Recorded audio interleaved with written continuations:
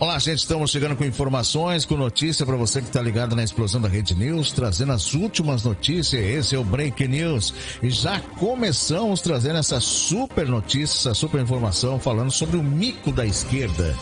Militantes fazem ato pró-Lula em shopping e clientes reagem. Ladrão! O caso ocorreu em Vitória, no Espírito Santo. Manifestações aconteceu na entrada principal do shopping. Houve reação aí por parte dos clientes reagindo a essa militantes, né? Esses militantes que fazem esse ato pró-Lula nesse shopping em Vitória, no Espírito Santo. A manifestação aconteceu aí bem na entrada principal do shopping. Um grupo de militantes petistas promoveu um ato pró-Lula no shopping Vitória, no bairro Enseada do Suá, na capital do Espírito Santo, no sábado, dia 7, enquanto o ajuntamento gritava palavras de apoio ao ex-presidente com a bandeira com o nome de Lula. Clientes reagiram à manifestação. O caso ocorreu no mesmo dia em que a pré-candidatura de Lula foi lançada no evento. Vamos juntos pelo Brasil, em São Paulo. O encontro selou a parceria entre Lula e Alckmin na disputa pelo Palácio do Planalto neste ano. Com a palavra o Shopping Vitória, em nota, o centro comercial informou que o local é um estabelecimento privado, portanto não permite atos políticos. A imagem, então, mostrando para vocês sobre esse ato que aconteceu em frente ao Shopping Vitória, as manifestações de militantes da esquerda fazendo esse ato pró-Lula em frente ao shopping, na entrada da porta, e os clientes reagindo, chamando de ladrão. Ficou feio, hein? É a informação que a gente traz para você falando sobre esses atos que acontecem. Agora falando, gente, enquanto os governadores do Brasil mantêm o alto ICMS, estados dos Estados Unidos cortam imposto. Olha a diferença, né? Enquanto aqui no Brasil sobem, lá pelo menos diminui. Essa informação que a gente traz com exclusividade para você, falando sobre o objetivo é conter o aumento da inflação no país. Enquanto governadores brasileiros mantêm o ICMS nas alturas, estados dos Estados Unidos decidiram cortar impostos para barrar o avanço da inflação. Em junho, Nova York vai dar início à suspensão de tributos sobre o gás até o fim do ano. Segundo a governadora Kathy Hochul, a medida economizará cerca de 600 milhões de dólares para famílias e empresas. Na Flórida, a tendência é a mesma. Isso porque o governador republicano Ron DeSantis eliminou 1,2 bilhões de dólares em impostos. Diferente do que defende seu partido, o democrata Tom Wolf pediu a redução gradual da alíquota de impostos corporativos da Pensilvânia de 10% para 5%. O governador disse que pretende tornar o estado atrativo para investimento. Isso é um exemplo que acontece aí em estados dos Estados Unidos, os governadores lá baixando seus impostos, enquanto que aqui no Brasil a coisa é diferente. Os governadores aí aumentam os impostos, né? Brincadeira, em plena pandemia nós tivemos isso. Não dá para esquecer, viu, gente? Não dá para esquecer nesse ano aí de eleição o que foi feito na pandemia, onde trabalhadores aí foram escorraçados, presos, né, com seus com as suas residências, suas salas comerciais fechadas. Outros que trabalhavam na rua foram presos, escorraçados na rua. Não dá para esquecer isso. Isso tem que ser lembrado nesse ano de eleição para que temos uma resposta para eles lá na urna. Exatamente, é preciso não esquecer esses atos que aconteceram durante a pandemia e também, no caso do Rio Grande do Sul, o estado do qual eu moro, nós tivemos até a questão do governador aí, o Eduardo Leite, que agora quer ser candidato aí, não sei o que, né? Porque nós não vamos esquecer o que ele fez. Até mesmo proibiu a gente de comprar determinados produtos em mercados e lojas. Isso não vai ser esquecido, pode ter certeza. Olha só a gente falando sobre Daniel Silveira. Falando sobre o Daniel Silveira, olha só a questão, hein? Recorre de uma multinha aí de 405 mil, gente. É grana, hein? Muita grana mesmo. Daniel Silveira recorreu de uma multa de 405 mil aplicado pelo Alexandre de Moraes. A defesa do deputado solicitou que caso seja analisado pelo plenário, caso o ministro negue o pedido. Olha, 405 mil, cara. O cara, não, acho que ganha, não chega a ganhar 100 mil, né? Com tudo o que ele... o salário do deputado em torno de uns 30 e poucos mil, uma coisa assim, né? Nesta segunda-feira, dia 9, defesa do deputado federal Daniel Silveira, do PTB do Rio de Janeiro, recorreu da multa de 405 mil imposta ao parlamentar pelo ministro Alexandre de Moraes, do Supremo Tribunal Federal, STF. Em pedido enviado à corte, a advogada Mariane André Cardoso dos Santos solicitou que Moraes reconsidere sua decisão ou que leve o caso ao plenário.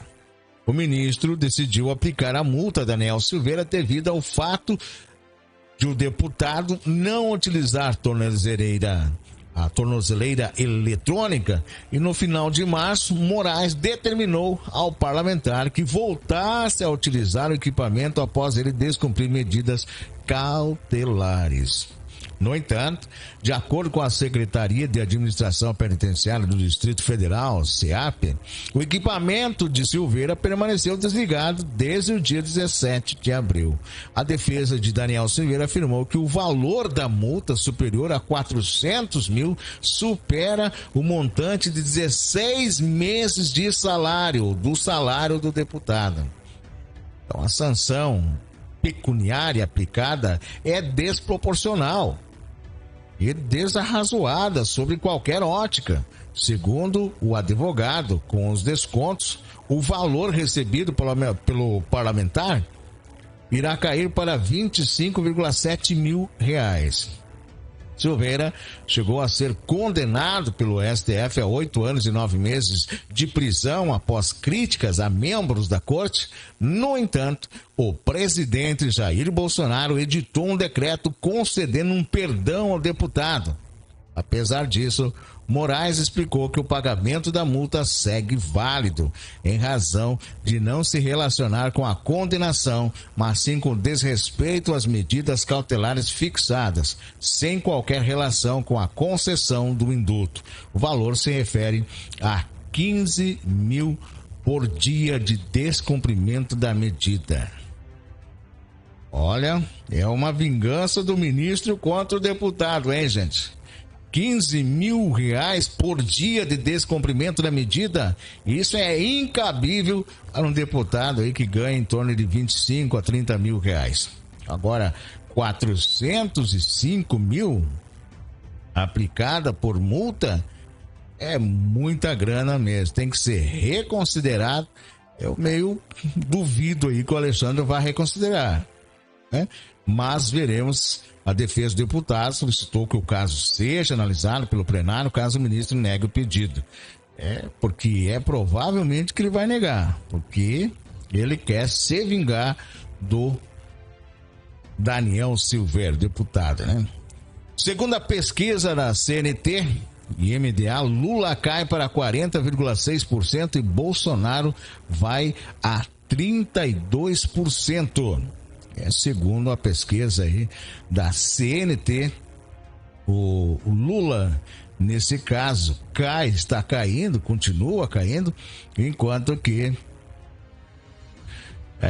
o Bolsonaro continua subindo, né? Vai a 32%. E essas pesquisas aí, gente, que a gente vê na rua totalmente diferente. Muita gente aí já está desacreditou, né? Não acredita mais nessas pesquisas. A gente viu que também em 2018 o presidente Bolsonaro era o último que aparecia nas pesquisas e, portanto, foi o ganhador. Pesquisa divulgada nesta terça-feira, dia 10 de maio, pela Confederação Nacional do Transporte, CNT, o ex-presidente Luiz Inácio Lula da Silva, PT, obteve 40,6% dos votos, seguido pelo presidente Jair Bolsonaro, PL, que obteve 32% na consulta estimulada, ou seja, quando os nomes dos candidatos são apresentados aos entrevistados. No levantamento anterior, em fevereiro, Lula aparecia com 42,2%, enquanto Bolsonaro tinha 28%. Nessa consulta, Ciro Gomes, PDT, vem em seguida com 7,1% dos votos, depois vem João Dória, do PSDB, marcou 3,1%. André Janones obteve 2,5%, Simone Tebet, do PMDB, 2,3%, e Felipe de Ávila, 0,3%. Os votos nulos e brancos somaram 5,1% e o percentual de indeciso foi de 7%. Espontânea, já na análise espontânea, quando o nome do candidato não é citado na pergunta, Lula lidera com 33,4% e Bolsonaro obteve 27,3%. Também houve queda do petista em relação ao levantamento de fevereiro, quando ele tinha 32,8%. Da mesma forma, o atual presidente subiu, já que estava com 24,4%.